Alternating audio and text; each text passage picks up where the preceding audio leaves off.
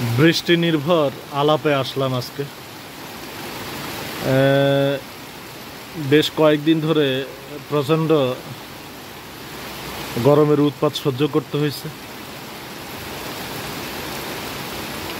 তো এরপরে আজকে আইসা কিছুটা মনে হয় স্বস্তির একটা অবলম্বন হবে সামনের 2-3 দিনের জন্য। এই যে বৃষ্টি শুরু হলো, মোটামুটি বেশ ভালো রকমেরই বৃষ্টি হচ্ছে, মনে হয় বেশ কিছুক্ষণ ধরে চলবে। আমি ঢাকা গেছিলাম মাঝখানে কয়েকদিন আগে, গত শুক্রবার আর কি, একটা অ্যাডমিশন টেস্ট দিতে ঢাকা বিশ্ববিদ্যালয়ে। তো মানে অনিবার্য কারণবশত ইয়েটা হয়নি, অ্যাডমিশন টেস্টটা হয়নি, এটা পিছিয়ে গেছে। তো ওই যাওয়া আসাটা পুরোই বরবাদ। তবে যদিও আমি এটাকে সাকসেস করে আসছি, আরেকটা ডিপার্টমেন্টে মানে এই ভর্তির অ্যাপ্লাই করে এসে মনে করেন ওই যাওয়াটাকে সার্থক করে আসছি আর কি। আর তাছাড়া ঢাকা বিশ্ববিদ্যালয়ের একটা হলে এই প্রথম খাওয়া খাইলাম, এটা একটা নতুন অভিজ্ঞতা হলো। এর আগে কখনো খাওয়া হয়নি হলের মধ্যে। তবে মধুর ক্যান্টিনে ঢোকা হয়নি, ভাল লাগে নাই, তেমন একটা আগ্রহ জাগে নাই, যেহেতু ওই সময় পেটে তেমন একটা ক্ষুধা টুধা ছিল না। ভরপেট থাকার কারণে ঢুকতে তেমন একটা ইচ্ছা হয় নাই। যদিও মধুর ক্যান্টিনের নাকি খুব একটা হাঁক ডাক আছে, তো ওখানেই ঢোকা হয় নাই। যাক, ভবিষ্যতে যদি ঢোকা যায় আর কি।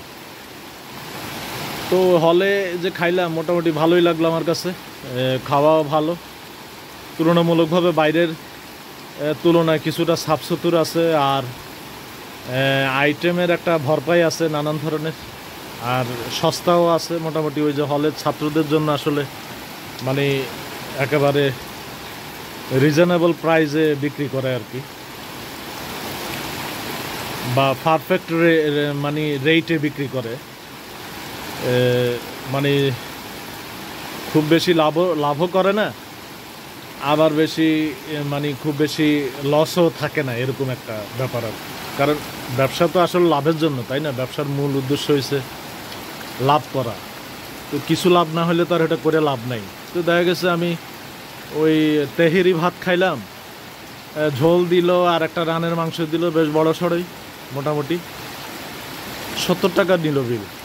তো দেখলাম যে তুলনামূলকভাবে বাইরে হোটেলে যে ধরনের খাবার খাই সেই তুলনায় প্রায় 40-50 টাকার একটা ছাড় পাইছি। এটা কম কিন্তু না। যদি 40-50 টাকা বেশি হয়ে যায় বলতে গেলে, কিন্তু 30 টাকা তো কমপক্ষে হবেই, যে 30 টাকা লাভবান ছিলাম। এই একই খাওয়া যদি আমি বাইরে খেতাম তাহলে কমপক্ষে 100 টাকা লাগতো আমার, 100-120 টাকা লাগতো। তারপরে আমি 100 টাকা ধরলাম আর কি। তো এক বেলায় 30 টাকা সেভ হওয়া কিন্তু অনেক বিরাট ব্যাপার। এই ক্ষেত্রে বলা যায় যে হ্যাঁ, হলের খাওয়াটা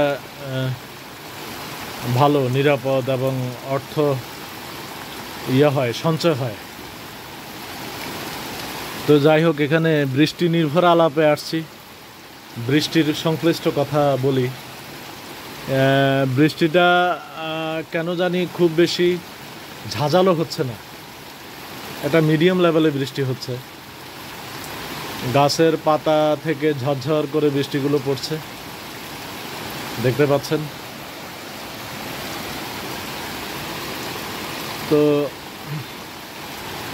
আমি ইদানিং ওই লেখাপড়া বিষয়ক একটু ব্যস্ততা, মানে লেখাপড়া বিষয়ক খোঁজাখুঁজি ব্যস্ততা, নানান কারণে দেখা গেছে একটা সময় পার করছি ওইদিকে। আরেকদিকে ওই আবৃত্তি, গান, হ্যাঁ, লেখালেখিও প্রায় বন্ধ করে রাখছি আপাতত। মাঝে মাঝে হুজুগে 2-1টা কবিতা লিখি। তো এখন ওই ভিডিওগুলো আসলে করা প্রায় বন্ধই আপাতত অনেক দিন ধরে। তবে আরেকটা সূত্র বের হয়েছে, ক্ষেত্র বের হয়ে আসছে, যে বৃষ্টি নির্ভর আলাপ, রোদ নির্ভর আলাপ, ওই মরমের জীবন কাহিনী, এই সমস্ত ভিডিওগুলো কিন্তু একটু পরিশ্রম কম হয় আর কি করতে। এই ভাত খেতে গেলে মরমী আসে, তো মরমীর চরিত্র ধরে 2-4টা কথাবার্তা বলি, হয়ে যায়। আর এদিকে বৃষ্টি নির্ভর এই যে একটা দৃশ্য ধারণ করে রাখি, আর মনে দু চারটা কথাবার্তা বলি প্রাসঙ্গিক, আবার কোনো কোনো ক্ষেত্রে হয়তো একটু অপ্রাসঙ্গিকও হয়ে যায়, বৃষ্টি নির্ভরের বা আলো নির্ভরের, কিংবা মরমী জীবন কাহিনীর থেকে একটু ছুটে যাই, হয়তো আমার দিকে চলে আসি কিছুটা, এরকম। তো সে যাই হোক, সব ঘুরে ফিরে হয়তো এক কথা, এক মেজাজ। তো এখন কথা হচ্ছে, মানে ভিডিও বানানো হচ্ছে আর কি, এই হলো কথা। মানে খালি যাচ্ছে না আর কি। খালি গেলে তো একটা গতি কমে যাওয়ার একটা ব্যাপার থাকে।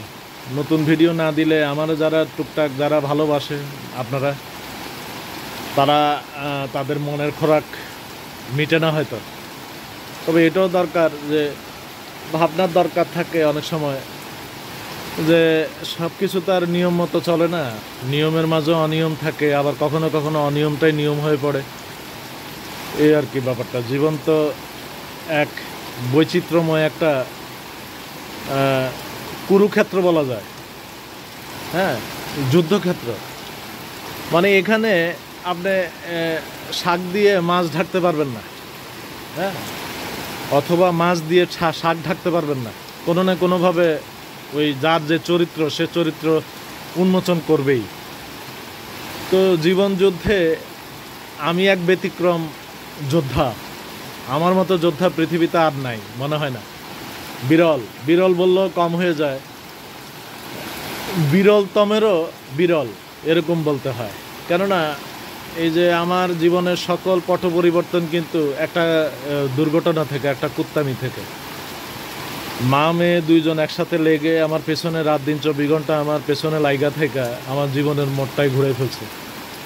একটা ভুল বুঝাবুঝি সৃষ্টি করছে, আর সেই ভুল বুঝাবুঝির কারণে না করতে পারলাম চাকরি, আর ব্যবসা বাণিজ্য করব, সেটার জন্য একটা নির্দিষ্ট পরিমাণ মূলধন ক্যাপিটাল থাকা লাগে, সেটা আমার বাবা দিতে পারেনি আমাকে। আমাদের হয়েছে পেটে ভাতে জিন্দিগি আর কি,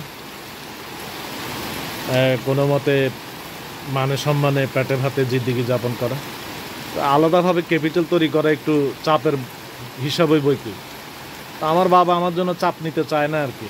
এটা ওনার ব্যর্থতা নাকি আমার দুর্বলতা বা আমার দুর্ভাগ্যতা জানি না। তবে যাই হোক, আমি মেনে নিছি, বাবাকে চাপ দেই না। এখন কত হয়েছে, লেখাপড়া করে বিদ্যা শিক্ষা যা অর্জন করছি ওই অনুসারে নিচেও নামতে পারি না। একটা কাজ করলেই তো টাকা, এই জন্য ব্যক্তিগত ইনকাম না থাকার কারণে জীবনের নানান অনুষঙ্গ থেকে, চাহিদা থেকে কিন্তু বঞ্চিত হচ্ছে। যেমন এই যে পুরা যৌবনকালটা এমনি এমনি চলে গেল, এই যে বিয়ে শাদী করতে পারলাম না। যদি একবার বিয়ে শাদী করছি, তারপরেও সেটা আসলে মানে না পারতে করা। বিয়ে বলতে যা বোঝায় সেটা কিন্তু সেই অর্থে করা হয়নি। তো যাই হোক, সন্তানের মুখ দেখলাম না, সবচেয়ে ব্যর্থতা বা সবচেয়ে মানে অনুশোচনার ব্যাপার হয়তো এটা। কারণ একজন পুরুষের বাবা হওয়া যে কত বড় আনন্দের বিষয়, সেটা ওই প্রত্যেক বাবারাই হয়তো উপলব্ধি করতে পারে। আর যে বাবার বাবা হতে পারেনি সে আরও বেশি হয়তো বুঝবে, আমার মতো যারা আছে, যারা বাবা হতে পারেনি এখনো।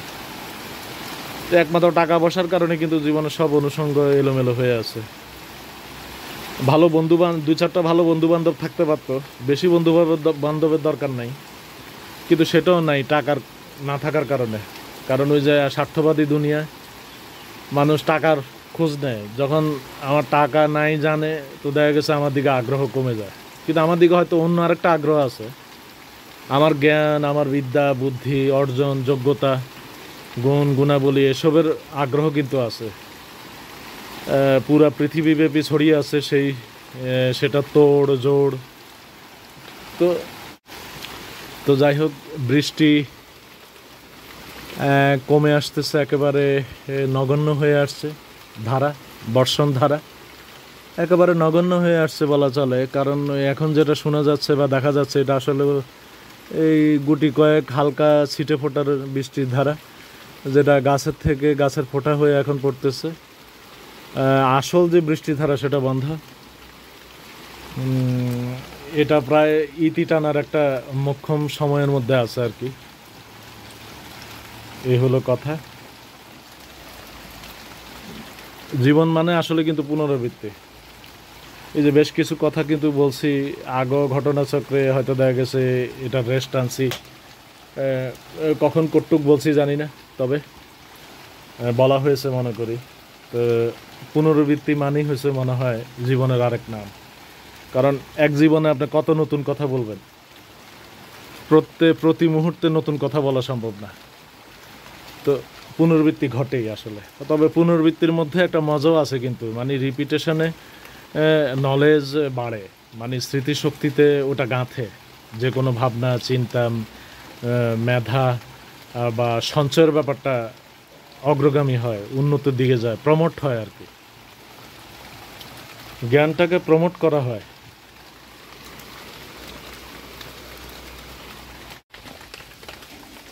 তো জানালা ছেড়ে আসলাম ওই যে ঘরের দুয়ারে, বৃষ্টি শেষ মোটামুটি বলা যায়। এখন যে এই শব্দগুলো শোনা যাচ্ছে সেগুলো হচ্ছে ওই গাছের থেকে, পাতা থেকে ঝরে পড়া বৃষ্টির শব্দ। তবে এই বৃষ্টিতে মনে হয় না পরিবেশটাকে শীতল করে আনবে, আরও একটা ধামাকা বৃষ্টির দরকার ছিল। তো যাই হোক, বৃষ্টি নির্ভর আলোচনায় এখানে ইতি টানি, যেহেতু বৃষ্টি শেষ। তো ভালো থাকেন আপনারা, ভালো রাখেন, এই তো শুভকামনা রইল আপনাদের সবার প্রতি। খোদা হাফেজ। আর আমার চ্যানেলটা সাবস্ক্রাইব করবেন নতুন যারা, তাদের জন্য বলছি। বাই।